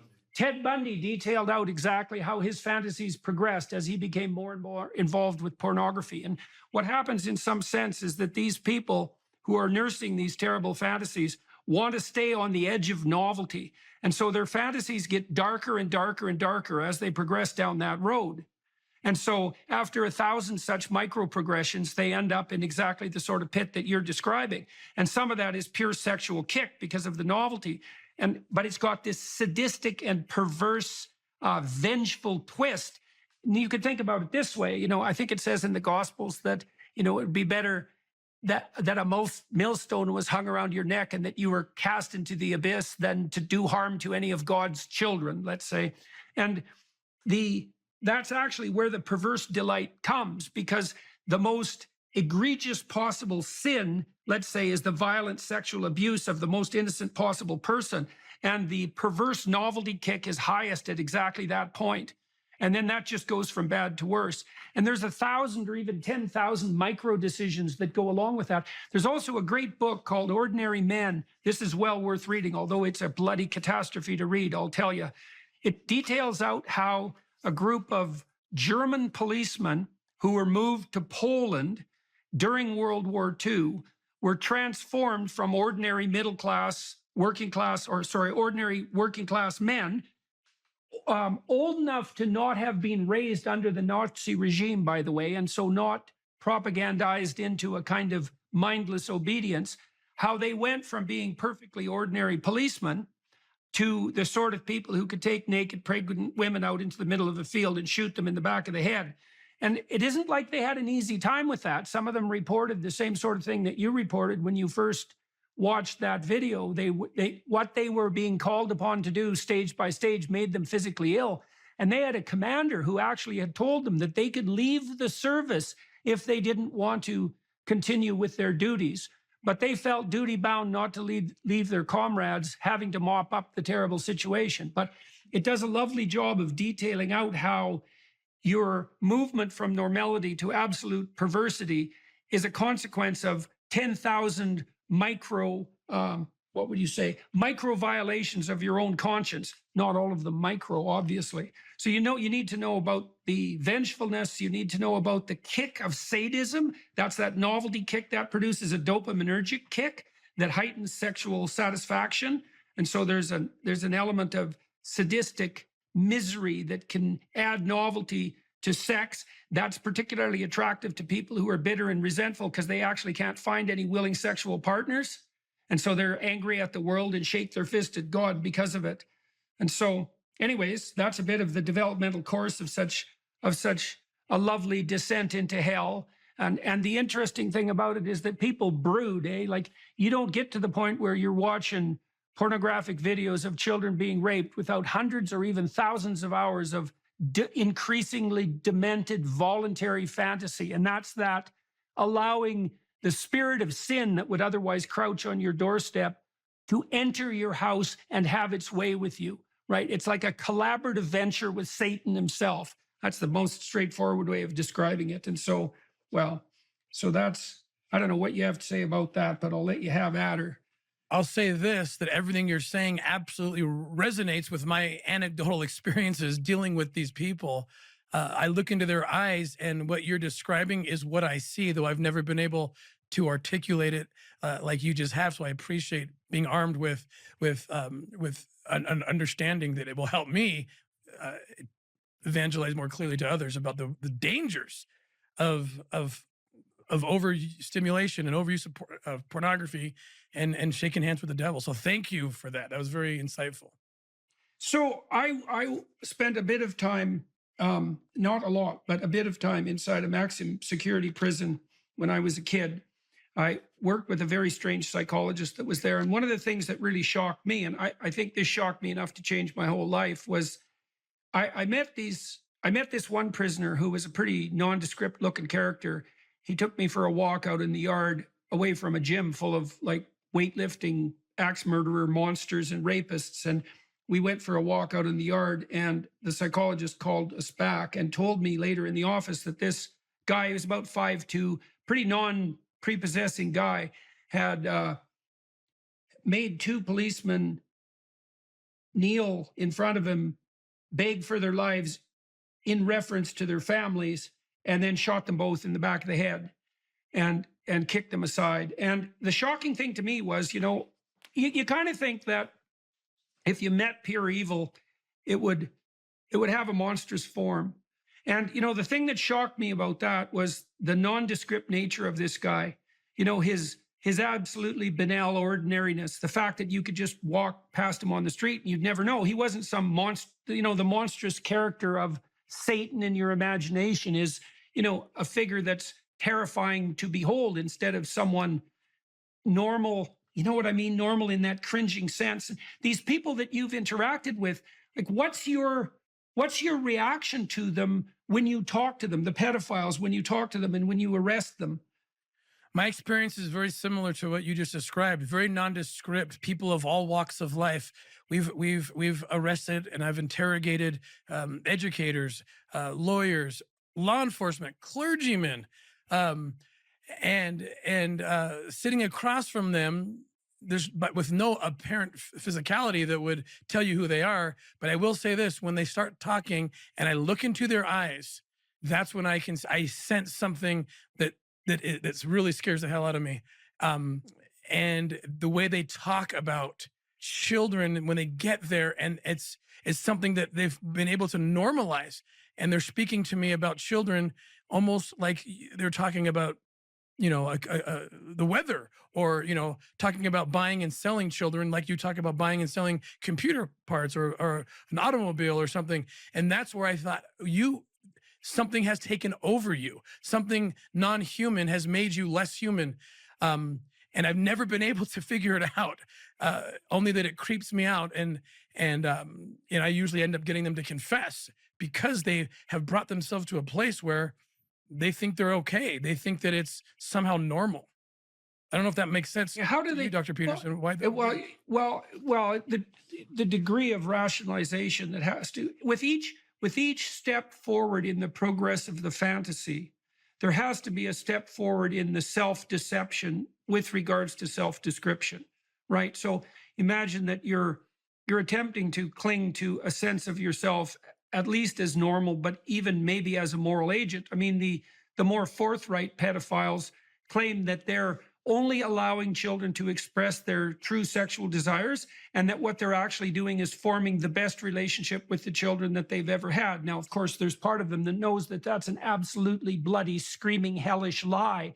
But you get to that lie, like I said, with 1,000 micro lies, right? And you're modifying your self-conception along the way. I mean, have you had these people justify themselves to you? And if so, by what means do they attempt to do that?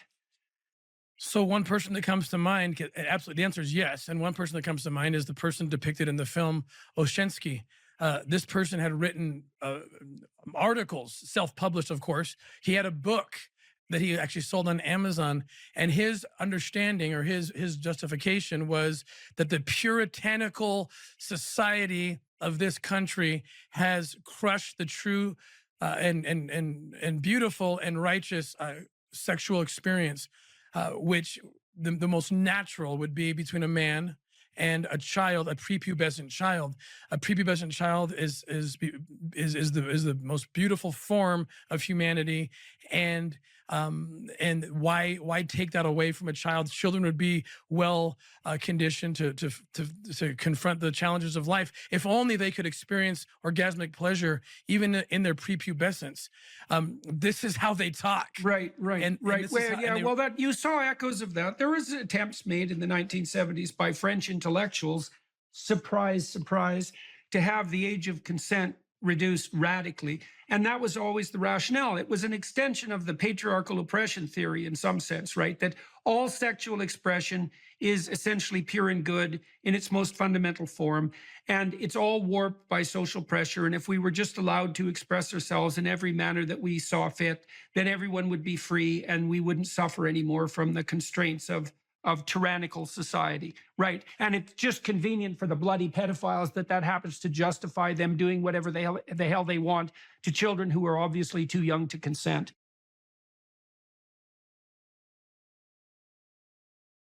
What steps should someone take to start developing delayed gratification when they constantly give in to instant gratification? Well, okay, imagine, I know the answer to this to some real degree, because I had graduate students in particular who I picked because they were very smart and often very creative, but sometimes they weren't very conscientious. So they had a hard time delaying gratification. And so, well, I would say, if you would like to discipline yourself, which is a very good idea, you need to pick a direction. Pick a direction you want to go first. Pick a goal you would like to attain, and a medium to long-term goal. You might imagine something you need and want, some attainment that would motivate, whose pursuit would motivate you. And you can ask yourself that. It's a good question to ask yourself in general. This is a very good question to ask yourself, is if you could have what you needed and wanted, what would that be? And that's a meditative question. You don't want to force an answer out of yourself. You want to ask yourself that like you would ask someone else. If I could have what I wanted, what would that look like? And you can ask yourself that in a more differentiated way. If I could have the relationship that I needed and wanted, if I could have the friendships, if I could have the job or career, if I could have the educational pathway, if I could adopt civic responsibility in an optimized manner, if I could engage in some creative enterprise, if I took care of myself properly, if I regulated my susceptibility to temptations, what would that look like if it was optimized? And then that sets you up a goal that has some motivational force. This is worth doing. And then you might find, well, you don't do it anyways. And then I would say, well, that's because you're biting off more than you can chew. The next goal is to take your goal and to fragment it into micro goals until you find a micro goal that's small enough that it still presents some challenge that you will do. And so I've become, one of the things I'm known for, I suppose, is my advice to people to clean up their rooms. And the people who think I'm their enemy laugh about that rule because of its simplicity, let's say. But the only reason they think it's simple is because they've never tried it. It's actually extremely difficult. And it was very frequently the case that, well, it's very difficult to put your room, your office, your bedroom in order. I mean, you think about your bedroom, hypothetically, let's say you're married, you share that room with someone else. Is your bedroom in order? Really? And I don't just mean, is it neat? Maybe it's too neat. Maybe it's too orderly. Maybe it's too sterile. Maybe it's too bare. Maybe that characterizes your whole bloody relationship. Maybe, really? And maybe that is genuinely reflected in the state of your room, because it's very probable that that room is a microcosm of your marriage. It's highly probable. And so what that would mean is to organize that room would require the organization of your marital life, not least because if you want to put that room in order, you're going to have to negotiate with your wife about how that's going to be done. And while you're making that negotiation, even in relationship to the micro details, you're going to encounter almost everything that's wrong with your relationship. And so, you might ask yourself when you walk into your bedroom, I hate this bedroom. It's like, you should really think that through. And then you need to think through what you would need to do so that you love that room, or even more complexly, so that you both loved it. Because that's a tough thing to attain, boy, because you're going to have differences in taste, you're going to have differences in orderliness. There's all sorts of things that you're going to have to negotiate in order to make that room you both inhabit jointly desirable. Anyways, you set yourself a goal, ask yourself what goal you want to set, and then break the goal down into steps that are small enough so that even someone as pathetic as you could manage them.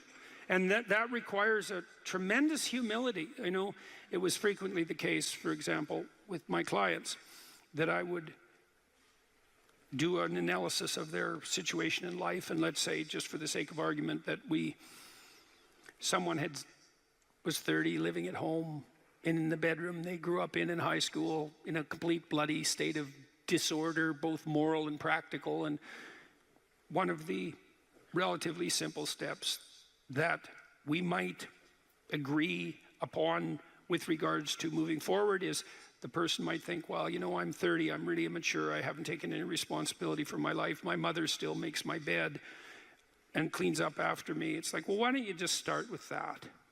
Because you're not going to just fix your life. Why don't you just try to clean up your room like you're a mature 14-year-old instead of a dreadfully dismal 30-year-old.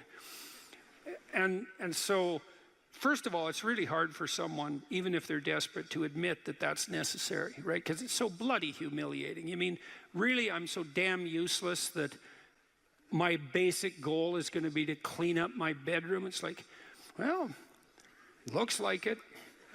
And actually, it's worse than that, because then you ask the person, you negotiate with the person, they say, well, I'll try to clean up my room. Then they come back the next week and they say, I had one client, this was so funny, he's going to vacuum his rug. That was his goal for the week.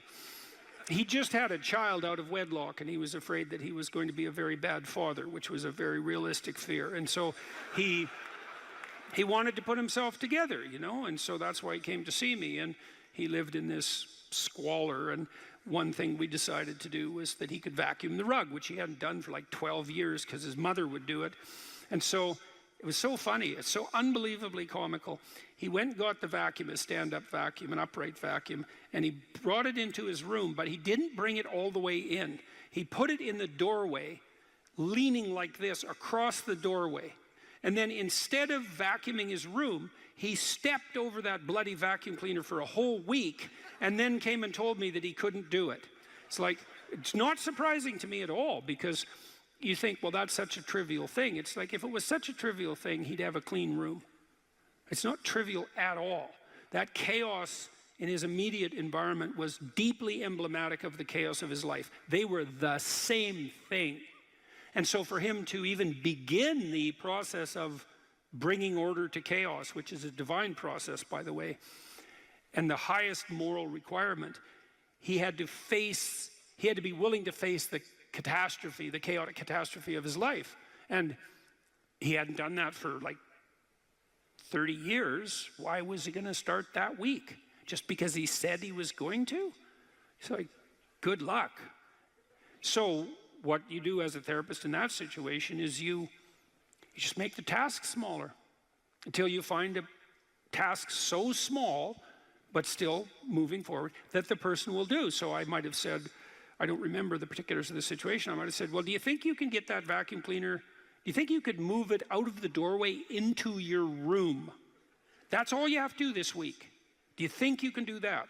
And I'd say that and offer that without being contemptuous. Like, you have to be very careful about such things. And I know that this is more complicated than it looks. And I also know that the first step taken towards the domination of chaos and its transformation into order is a cardinal and difficult step. And so you can make it small, and that's fine, it'll still work. So I might say, well, just move the vacuum cleaner inside your room. And then I would also say to someone in that situation, don't do more than that. If the agreement that you've made with me and with yourself is that that's enough, abide by the contract that you've written with yourself and allow yourself to be grateful for the fact that you had the courage to take even a single step forward. And don't push your bloody luck, because maybe you'll have a brief fit and vacuum the whole rug, and then you'll be so annoyed at how you've destabilized your entire life that you'll redouble your attempts to make a mess, and the place will be more like hell than ever for 2 months. It's very probable that that sort of thing will occur if you break the contract you've set with yourself.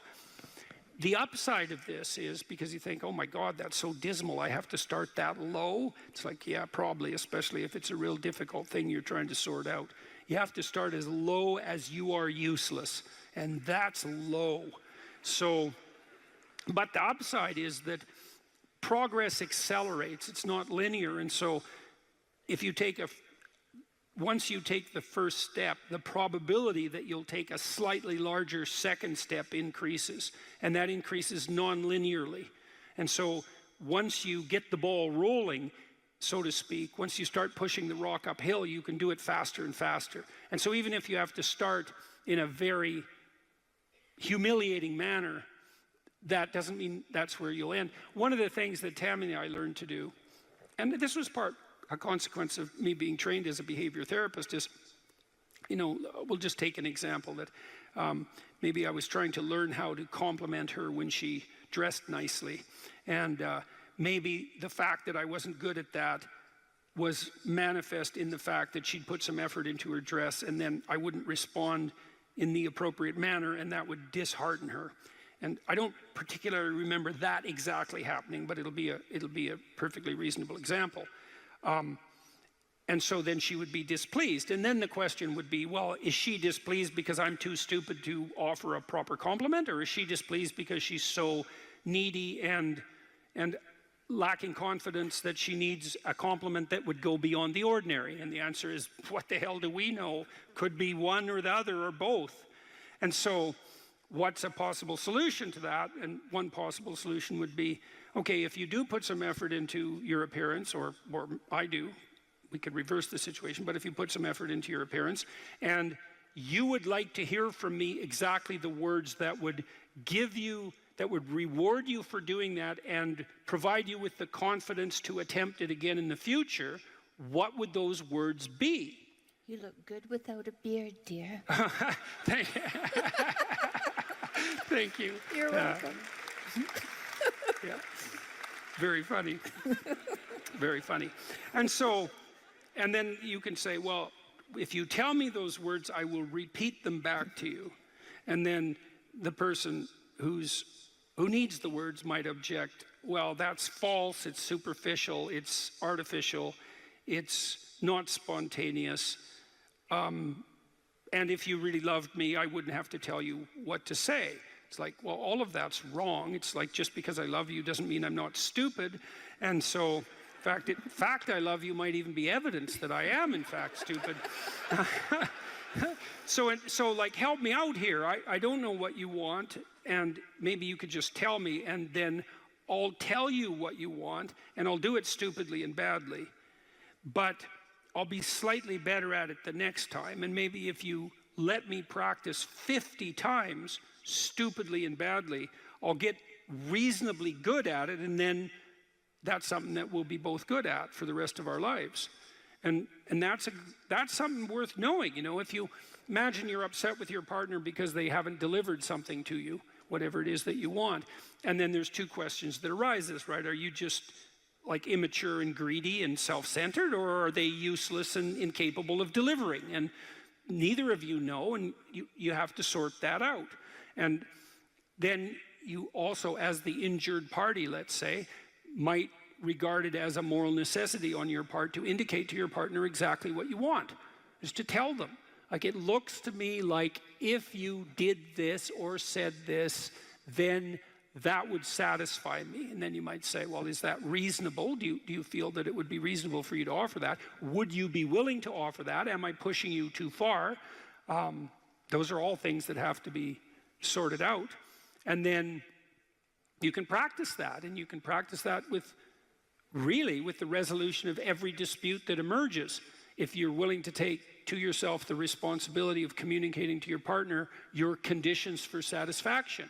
It means you have to admit them to yourself too, which is also very difficult. And then you can help your partner take stupid incremental steps forward, you know, in the direction that you'd like to see expand, and then you can get better at that. And it's unbelievably useful. You can get better at how you have dinner together, or breakfast or lunch. Those things repeat every day, so they're very important. You can get better at how you greet each other when you come home. You can get better at the routine that you fall into, let's say, when you go to bed at night or when you wake up in the morning. All these things that repeat, you know, because that's your life, the things that repeat. You can conceptualize how you might like them to be ordered if they were undertaken in an optimal manner, and you can start incrementally moving forward to that. And you can do that by communicating what you need and want, and by carefully rewarding your partner for taking the appropriate incremental steps forward. And so if you're trying to discipline yourself, you make a goal, you break it down into micro goals, and you implement the micro goals and reward yourself for doing so. And if you do that reliably and you make that a practice, that you'll become more disciplined across time, and you'll move towards the fulfillment of your goals. And that's practically how that's the practical guide for success on that front. Yeah, well, we're not animals in a zoo. Like, we're not camels in a zoo. We're not herbivores, you know, and just because we have enough straw doesn't mean we're going to lose our unbelievable capacity for destructive creation. And we don't know how to harness that, you know. And I've been trying, I suppose, in some sense, to meet that desire for a call to adventure with what I'm writing and with my lectures, and to use responsibility in this moral domain as a battle that's of sufficient intensity to engage young people in particular property. It's like, get yourself together, see how difficult that is, see what you can do, put yourself together, stop doing the things you know to be wrong, and see what happens. Put yourself together. And there's been an unbelievable response to that. And I think it's harmless in some sense, or as harmless as such things can be, because it is focused. It's like, change you. Leave the other people alone. Or if you want to change them, maybe you can do it through example. You know, but they're not the problem. You have enough problems with yourself. It's like, well, what are you complaining about? You've got enough to eat. It's like, fair enough, you know, who wants to starve, right? And so it's even hard to fight against. Well, I should be grateful for that. And yes, you should, but it's not enough. And you think about where we came from, our ancestors, what they struggled against, and from the time we were, you know, from our animal forebears all the way up to where we are now, whatever we're made for, it's not Twinkies and TV. You know, it's not willful blindness and the comfort that brings. It's not enough. And so we need this adventure. And that's something we're going to all have to contend with, because if we don't get the adventure right, then we'll get it wrong, and it'll lead us in terrible places. One of the things I've said that people have repeated many times, and that it's in memes, and you can buy it on, you know, merchandise items and that sort of thing. A good man is a very dangerous man who has himself under control. And no one ever says that. So you say to young men, look, like, your job is to be as dangerous as you possibly can be in every possible direction, and to control that, right? Not to be harmless and slothful and contemptible even in your own eyes. And that way you get the power of the shadow. You don't have to dispense with the anger and the aggression. You can integrate it. And that's way better. I mean, I had a remarkable conversation with Jocko Willink. I felt that it was remarkable. It was very engrossing. And Willink, he's unlike me in many ways. I mean, he's a physical specimen of sort of unparalleled proportions to begin with. He's about 2 feet thick, you know, and he's this military guy, highly disciplined, and also extraordinarily morally integrated. And he's an admirable person, because the danger is right there under the surface. But he has it rather than it having him. And we're uncomfortable with the idea that that's the proper route for socialization. We try to teach our children that only, you know, cooperative games are acceptable. And they know in their hearts that that's a complete bloody lie. It's not technically sustainable. It's not even conceptually correct. I'm not saying I've solved it. I talk to Bjorn about this a lot. It's like, I love your message. Wouldn't it be wonderful to eradicate absolute poverty? And he does this great job technically of rank ordering global concerns, doing a cost-benefit analysis that's methodologically rigorous, and saying, look, we can devote money here. We'll get a 20-to-1 return, mostly in child nutrition, as it turns out. Couldn't we do an immense amount of good with targeted spending? And the answer is clearly yes. We could eradicate child poverty in the next 15 years. We probably will. We could do great things, but we don't know how to sell it. And that's a huge problem. I've never had more of a response from a crowd than when I draw a relationship between responsibility and meaning. Without fail, that brings the crowd to silence. And it's because that connection hasn't been made explicit sufficiently, I would say, is that we find meaning in responsibility. And there is a messianic call that's embedded in this. And you can translate that into get yourself together, see what you could become. And, you know, much of Beyond Order is exactly that. It's push your limits, move beyond yourself, discipline yourself, but move beyond that discipline. Don't let that order constrain who you could be, because it's not a high enough order yet. And I would say, it looks like that is attractive to young people, and perhaps specifically to young men, but not only to young men, and not only to the young. So, well, that's a problem that we have to address is, you know, We are doing a lot of things right, but it's not romantic enough.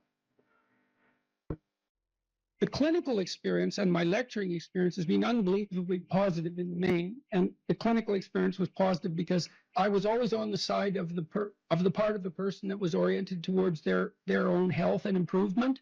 That was part of our contractual pact. I'd often make that explicit. It's like, I'm not here for unconditional positive regard.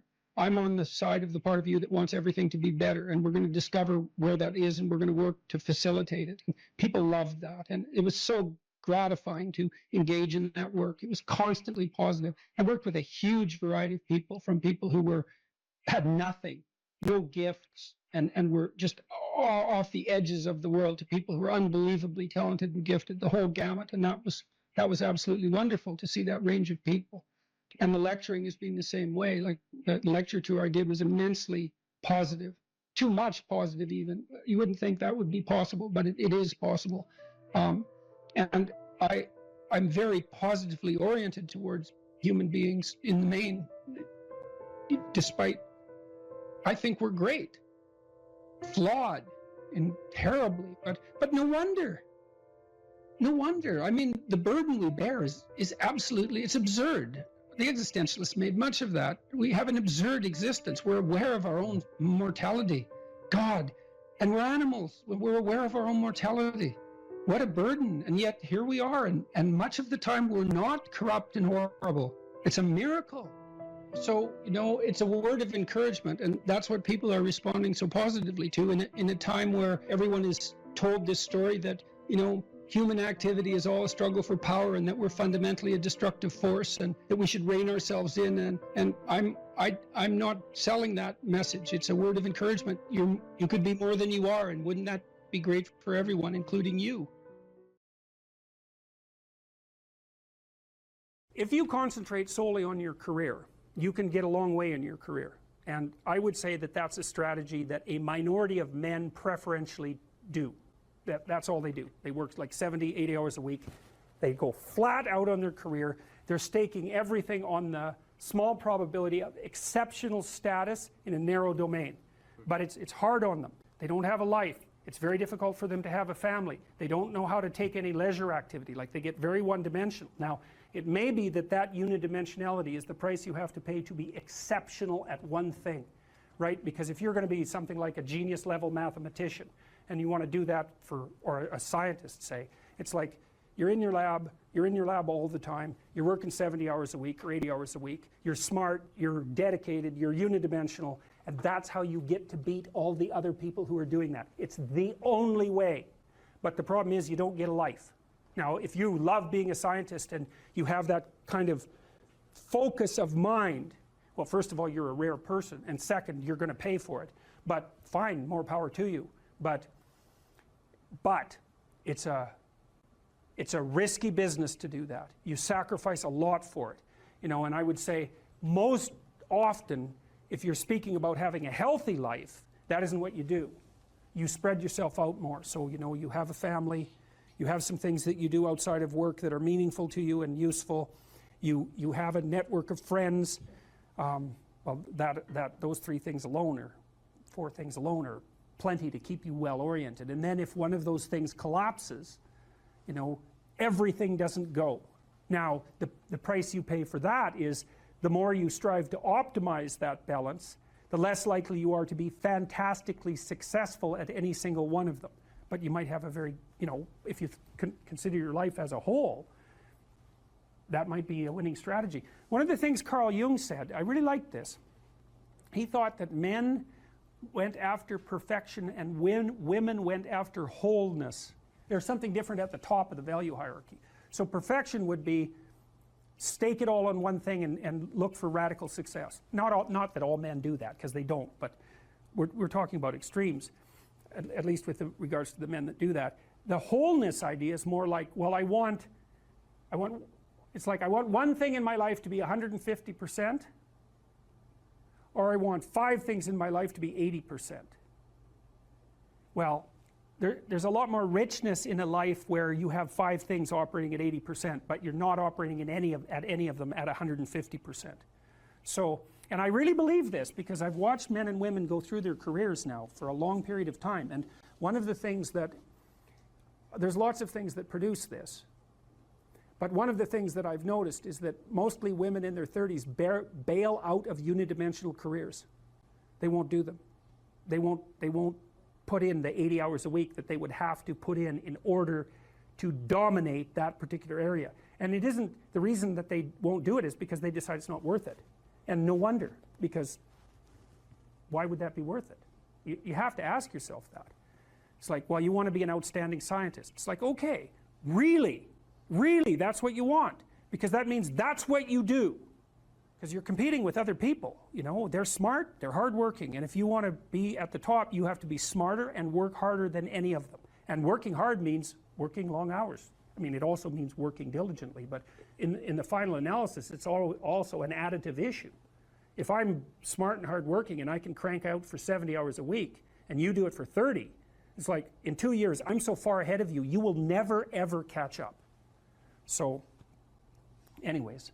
And I think partly, maybe part of the reason too that women are oriented that way more than men, I think there's two reasons. One is socioeconomic status does not make women more attractive on the mating market, but it does make men more attractive. And the second is women's time frame is compressed, right? Because guys can always say, well, I'll have kids later, and they can say that till they're like 80. Whereas women, it's like, no way, man, you got to get it together by the time you're, let's say 40, but really probably by 35, but definitely by 40, because otherwise it ain't happening. And that's bloody dreadful. One of the common routes to extreme unhappiness is to want children and not have them. I wouldn't recommend that. You know, you see couples who are in their 30s. 1 couple in 3 over the age of 30 has fertility problems. That's defined as inability to conceive after 1 year of trying. 1 in 3. So it's worth thinking about, because people are very, very unhappy if they want to have kids and then they can't. Man, you're in the medical mill for 10 years if that's what happens to you. We've got a hypothesis that we're still working out that's supported to some degree by the relevant literature. So imagine that you're looking for a stable partner, right? So you might think, well, what do you want in a stable partner? And at least in principle, one of the things you don't want is too much mismatch between you and that person on the 5 fundamental dimensions. So for example, if you're really extroverted and you have a really introverted partner, you're going to engage in continual conflict about how much social activity the two of you should subject yourself to. And it's very, very difficult for people who widely differ on those dimensions to come to consensus, because it's not just a matter of opinion, right? It's really a matter of different, if you're looking at extremes, of really different types of people. And the thing about introverts is they just don't enjoy large-scale social interaction that much. One-on-one they're often fine, but in a group they don't like that, and it tires them out. Whereas a real extrovert, it's like you isolate them and they just wither on the vine, because a huge part of what actually motivates them in a positive way is tangled up with social interaction. And so if you're an agreeable person and you have a particularly disagreeable partner, you're also going to run into problems, because the agreeable person will say whatever you want whenever, and the disagreeable person will say, well, I'd like to know what the hell you want for a change, and be much more harsh and much more demanding in the situation. And the agreeable person is going to find the disagreeable person harsh and unpleasant, and the disagreeable person is going to find the agreeable person wishy-washy and unable to stand up for themselves. And again, that's actually one of the primary sources of tension between men and women, because women tend to be higher in agreeableness than men. It's about half a standard deviation, which is quite a large difference by psychological standards. And so what that means, I probably haven't got the statistic quite right. If you have a group of men and women and you pick out random pairs, the woman is going to be more agreeable than the man 60% of the time. So that's not an overwhelming proportion,